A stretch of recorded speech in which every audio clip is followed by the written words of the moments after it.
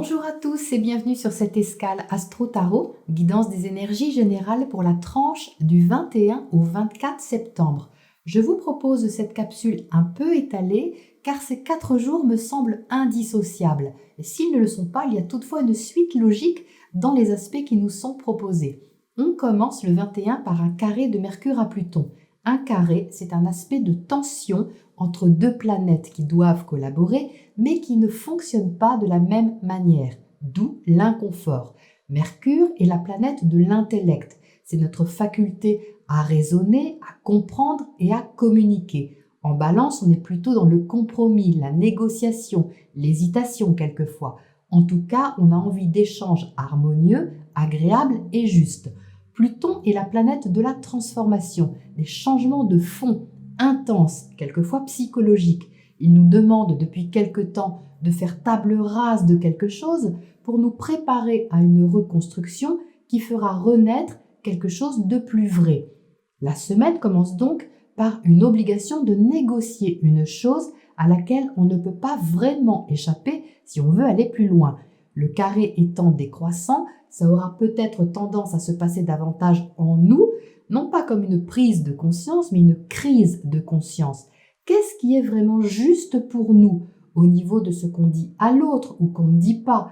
Qu'est-ce qui a du pouvoir sur notre discernement au point de nous faire peut-être hésiter? La question est soulevée juste avant l'entrée du soleil en Balance le lendemain qui apportera plus de conscience dans nos relations ou notre façon d'être en relation. Le mercredi 23, Mercure forme alors un aspect à Saturne, le patriarche du zodiaque, qui ne fait pas non plus dans la dentelle. Pluton et Saturne sont encore rétrogrades quelques jours, mais n'en sont pas moins exigeants au niveau de ce qu'on a à assumer. Ni l'un ni l'autre ne sont dans la diplomatie et la douceur de la Balance. Ils nous poussent sans ménagement à assumer nos responsabilités et nos transformations dans le réalisme, le sérieux et la patience. Ce deuxième carré est la suite logique du premier. Ce qu'on comprend en début de semaine envers un partenariat, une alliance, qu'elle soit affective, professionnelle ou financière, rencontre le réalisme de la situation. On peut se sentir obligé d'ajuster notre façon de penser ou de communiquer envers quelque chose qui représente pour nous une forme d'autorité. Ça peut être extérieur, une personne, une structure, comme intérieur si ça fait référence à l'autorité que l'on a sur soi-même, ce qu'on s'impose et les devoirs que l'on a. Le 24, culmination dans ce virage demandé avec l'opposition Mercure-Mars sous le premier quart de lune. La lune entre en Capricorne, demandant recul sur nos émotions. La lune est en exil dans ce signe, elle n'est pas à son aise. On nous demande de grandir d'une certaine manière, de nous montrer matures dans notre ressenti, nos émotions et dans ce qu'on veut créer. On peut avoir des appuis, du soutien, heureusement, mais on est appelé à sortir de notre zone de confort. L'opposition apporte donc son grain de sel, ou plutôt de piquant supplémentaire. Les échanges peuvent être assez toniques ce 24, dynamiques, tranchés. On est décidé à faire avancer la situation, mais Mars, planète de l'action, est rétrograde. On est donc freiné dans notre façon d'agir encore quelques semaines, ce qui peut créer de la nervosité. Rien n'est figé, donc c'est à nous de voir comment nous passons ce virage qui sera difficile à éviter. Si l'énergie est mal maîtrisée, on peut se sentir frustré, incompris pendant ces quelques jours, fermé au dialogue ou au point de vue de l'autre. Si l'énergie est bien maîtrisée, c'est alors une occasion de voir comment nous fonctionnons par rapport à l'autre et de faire des prises de conscience essentielles pour la suite. Nous pouvons nous positionner avec justesse et prendre la responsabilité d'une direction qui est importante pour nous.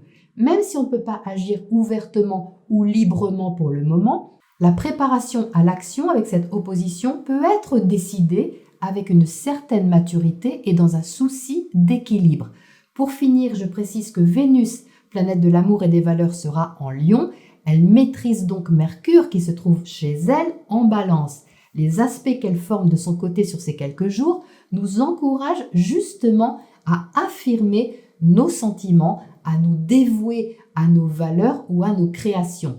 Toutefois, nous devons nous ajuster à plusieurs choses en même temps. Dépasser nos illusions, notre besoin de reconnaissance, nos attentes idéalisées pour entrer dans la loyauté et l'affirmation de ce qu'on aime en acceptant qu'on ne peut pas tout maîtriser. Voilà pour ce petit point astro. Voyons ce que les tarots précisent sur cette ambiance. Alors, que nous dit ce tirage? Eh bien, en premier lieu, il parle du relationnel, et ce de façon flagrante, puisqu'on a le 2 de coupe ici, en haut et au centre du tirage. C'est lui un peu qui domine, on va dire, les autres cartes, qui donne l'ambiance. Donc, il y a tout d'abord l'as de pentacle. C'est-à-dire que l'intention qu'on a sur ces 4 jours, elle est concrète, elle est de prendre un nouveau départ ou de répondre à quelque chose qui est relativement nouveau, à placer, à développer, à concrétiser, mais qui implique notre relation à l'autre. Donc soit notre conjoint, notre associé, notre compagnon-compagne, ou une relation plus large, qui peut être financière, qui peut être professionnelle, mais de toute façon, l'affect est là, puisqu'avec le 2 de coupe, on a quand même une notion d'affectif dans ce qu'on veut mettre en place. Donc ça part plutôt bien à la base. Toutefois, on a la lune ici qui indique qu'on ne voit pas tout, c'est-à-dire qu'on ne comprend peut-être pas tout ou qu'on n'a pas toutes les données. Donc on pourrait résumer cette première ligne par quelque chose qui est à éclaircir. La lune est un peu mystérieuse, elle est obscure. Elle peut faire référence à quelque chose qui nous inquiète un petit peu, d'où la présence un peu en arrière-plan de Pluton qu'on peut deviner ici, qui nous pose question dans la relation ou qui nous pose question dans ce qu'on a à partager.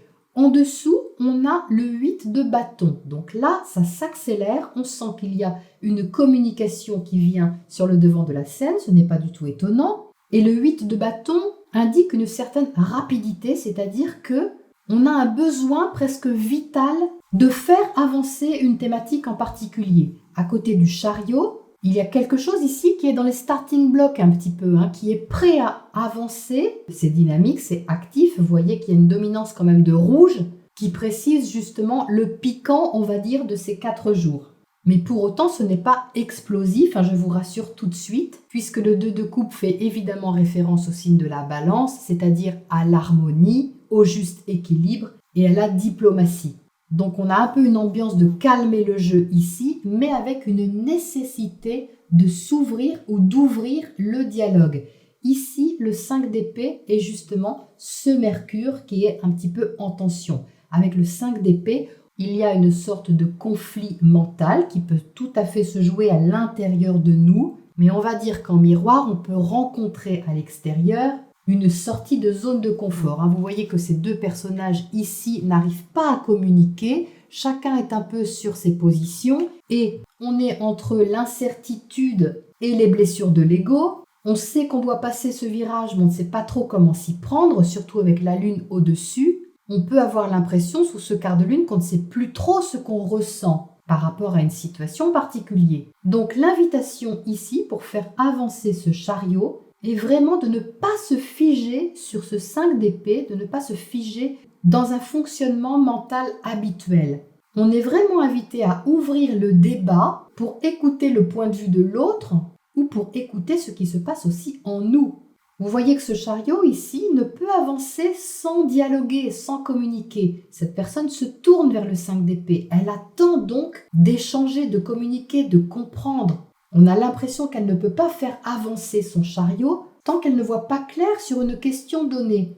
Et c'est là toute l'ambiguïté de cette Vénus en Lion qui doit d'un côté lâcher des attentes idéalisées ou des besoins de reconnaissance pour entrer vraiment dans un dialogue, un échange qui est franc, qui est honnête, sans dissimuler quoi que ce soit avec cette lune, en étant tout à fait conscient de ce qui nous freine et en jouant un peu carte sur table. C'est vraiment l'expression qui me vient, c'est de jouer carte sur table pour pouvoir avancer de façon honnête et envers soi-même et envers l'autre. Mais ce qui est échangé ici ou compris peut être vraiment déterminant pour la suite du cycle. Donc on reste ouvert et surtout on joue franc jeu afin de respecter aussi ce qui se joue à l'intérieur de nous sous la forme de ce chariot, ce besoin de prendre les rênes de notre vie, d'avancer avec ce qui nous motive et selon nos valeurs symbolisées par cet as de denier. Voilà donc pour le résumé de ces 4 petits jours. Je vous souhaite d'être éclairés et je vous retrouve à la prochaine capsule.